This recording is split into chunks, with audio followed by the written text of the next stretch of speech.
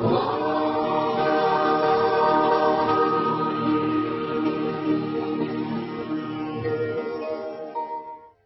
श्रीमद् भगवद गीता तब तक नहीं पढ़ी थी जब तक मुझे ज्ञान नहीं हुआ कि हम सब आत्माएं हैं और ये जिंदगी हम आत्माओं के लिए एक इम्तिहान है अपने अंदर से अपने सबसे अच्छे रूप को बाहर निकालने का।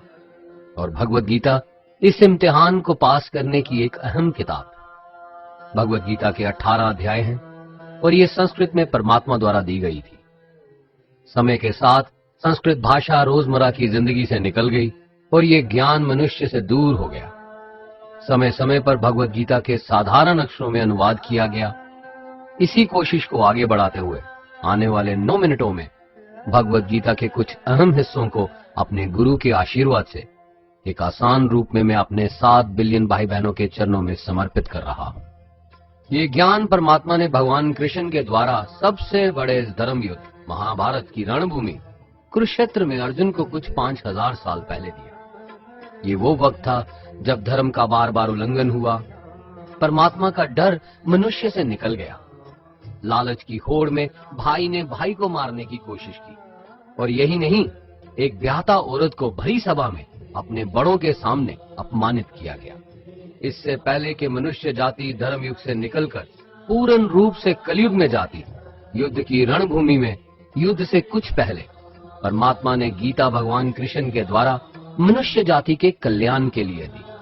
ऐसे ही जैसे कभी तुरा मोजेस को, गॉस्पेल जीसस को और कुरान प्रॉफिट मोहम्मद को दी। गीता, बाइबल, कुरान, तुरा, गुरु ग्रंथ साहिब परमात्मा द्वारा दी गई किताबें हैं जो किसी एक धर्म के लिए नहीं बल्कि पूरी मनुष्य जाति के लिए है, पूरी इंसानियत के लिए है, सब आत्माओं के लिए है। क्योंकि ये आत्मा को परमात्मा के बारे में, उसकी सृष्टि के बारे में और सबसे अहम ये उन कायदों के बारे में समझाती है जिनका आत्मा को मनुष्य के रूप में हर हाल में पालन करना होगा, रक्षा करनी होगी। और इन्हीं कायदों की बुनियाद पे एक आत्मा को शरीर त्यागने के बाद परखा जाएगा और इस परीक्षा से पास होने पे हमेशा के लिए इस जन्म और मृत्यु से मुक्ति मिलेगी। परमात्मा भगवद गीता में कहते हैं कि मैं ही सबकी शुरुआत हूं, मैं शुरू से भी पहले था और सब खत्म होने के बाद भी रहूंगा। सब मुझ में है और मैं सब में हूं। जो भी तुम छू सकते हो, देख सकते हो, चख सकते हो या सुन सकते हो, वो सब मैं हूं। ये नदियां, पहाड़, सूरज, ग्रहण, चांद, सितारे सब मैंने बनाए हैं। मैंने ही भगवान, शैतान, राक्षस और इंसान बनाए। मैं सर्वव्यापी हूं, सब में रहता हूं, सब में मैं हूं, मैं ही हूं। मैं ही ब्रह्मा बन के सब बनाता हूं और रुद्रा बन के सब नष्ट कर देता हूं। मैं ये सृष्टि यूं ही बनाता और तोड़ता रहूंगा ताकि आत्माओं को मौके मिल सके इस जन्म और मृत्यु से एक दिन मोक्ष पाने को, हमेशा के लिए परमात्मा के साथ रहने को। भगवद गीता कहती है कि इस सबसे बड़ी परीक्षा के लिए परमात्मा ने प्रकृति का निर्माण 5 तत्व हवा, अग्नि, जल, पृथ्वी और ईथर से किया, जिन्हें हम छू के, चख के, सूंघ के, देख के समझ सकते हैं। पर खुद परमात्मा इन 5 इंद्रियों की समझ से बाहर है। उन्हें आत्मा इन इंद्रियों से नहीं जान सकती। आत्मा 5 इंद्रियों के साथ वैसे ही है जैसे एक लोहे का रोबोट जिसे अपने बनाने वाले का कोई पता नहीं। अर्जुन को भी परमात्मा का विराट रूप देखने के लिए भगवान कृष्ण ने दिव्य नेत्र दिए। भगवद गीता समझाती है कि आत्मा अजन्मी है, इसे कोई मार नहीं सकता, कोई जला नहीं सकता, डुबा नहीं सकता, काट नहीं सकता। लेकिन आत्मा को परमात्मा के साथ हमेशा रहने के लिए ये परीक्षा रूपी जीवन में बैठना ही पड़ेगा। इस परीक्षा के लिए परमात्मा से बिछुड़ के आत्मा को पृथ्वी पे किसी न किसी रूप में जन्म लेना पड़ता है और 88 करोड़ योनियों को जीने और भोगने के बाद एक आत्मा को मनुष्य का शरीर और दिमाग मिलता है इस सबसे बड़ी मर्यादाओं की परीक्षा में बैठने के लिए। हर मनुष्य को इस पूरी परीक्षा के दौरान तरह तरह की अच्छी और बुरी भावनाओं के चक्रव्यूह में अपने ही भाई बहन या मित्रों के साथ डाला जाता है, जिसमें हर आत्मा को अपने अंदर के तामसिक और राजसिक अवगुणों से निकल के सात्विक जीवन में प्रवेश करने के मौके मिलते हैं। हमारे तामसिक गुण वो हैं जो हमारे अंदर हीन भावना पैदा करके हमें खुद को उदास और नुकसान पहुंचाते हैं, और हमारे राजसिक गुण हमें ईर्ष्यालु और लोभी बना के दूसरों के प्रति नुकसान पहुंचा सकते हैं। इस परीक्षा के दौरान हर आत्मा को तामसिक और राजसिक गुणों को खत्म करके अपने सात्विक गुणों से परिचित होना पड़ेगा। सात्विक गुण वो हैं जो आत्मा को अपने आसपास की हर चीज से जोड़े और उन्हें प्यार करना सिखाते हैं। परीक्षा के दौरान हर आत्मा को जीवन के चारों स्तंभ धर्म, अर्थ, काम और मोक्ष का ज्ञान पाके ही मुक्ति मिलती है। यही वो द्वार है जिन्हें समझ के ही आत्मा परमात्मा को समझ सकती है। पहला द्वार धर्म का है और शेर इसका प्रतीक है। धर्म वही है जो गीता में लिखा हुआ है, वेदों में लिखा हुआ है, गुरु ग्रंथ साहिब, बाइबल या कुरान में लिखा है। धर्म वही है जो धारण किया हुआ है, जिसे आपका दिल मानता है, जैसे झूठ नहीं बोलना, चोरी नहीं करना, भगवान का निरादर नहीं करना, दूसरों को नुकसान नहीं देना, यही सब धर्म है। और हर आत्मा को अपने जीवन काल में हर समय धर्म का पालन करना होगा और उसकी रक्षा करनी होगी। दूसरा द्वार अर्थ का है और घोड़ा इसका प्रतीक है।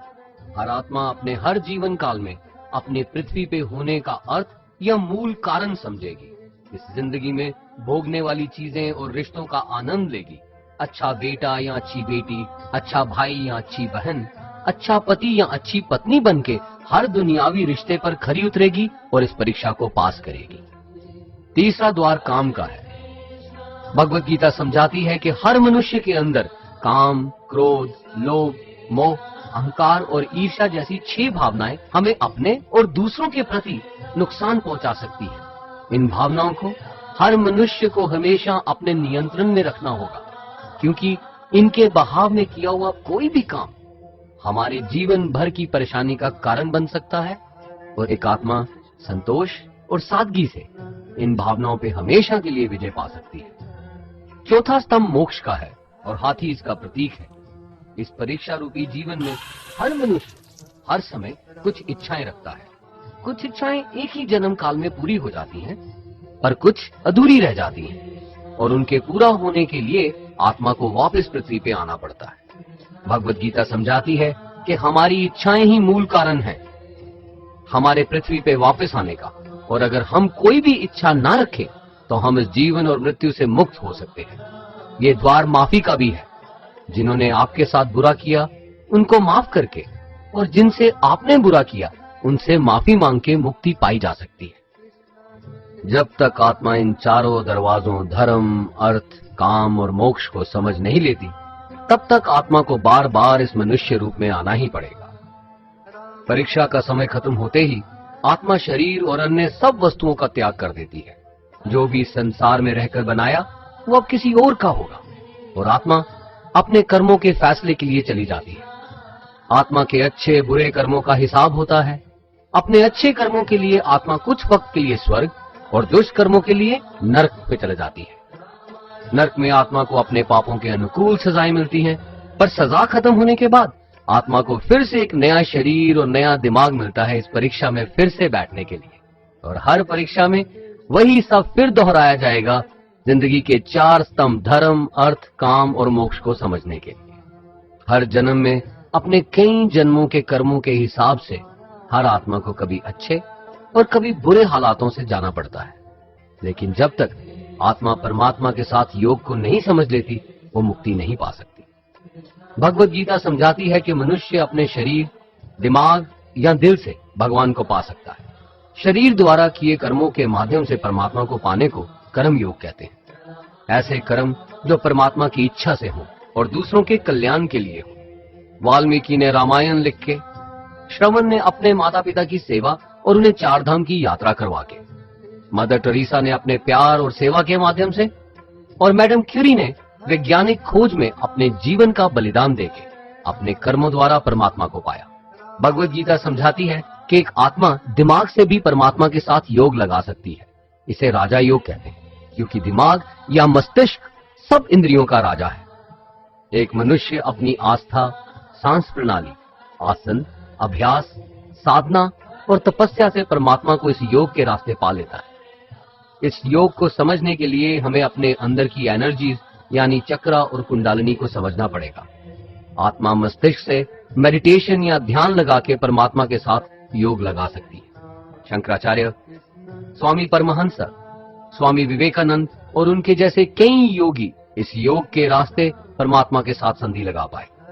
परमात्मा भगवत गीता में कहते हैं कि अगर किसी आत्मा को धर्म ना भी समझ आए, योग ना भी समझ आए, पर अगर वो मेरी शरण में आ जाए तो मैं उसके सारे पाप माफ कर देता हूं। परमात्मा को ऐसी दिल की गहराइयों से पुकार के पाने को भक्ति योग कहते हैं। चैतन्य महाप्रभु, मीराबाई और भगवान हनुमान इस योग के सबसे बड़े उदाहरण हैं।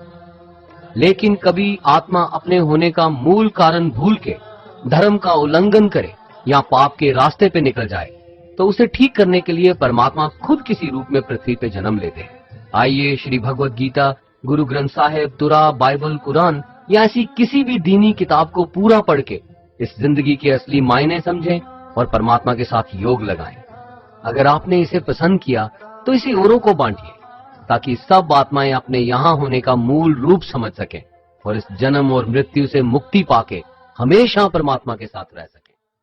धन्यवाद।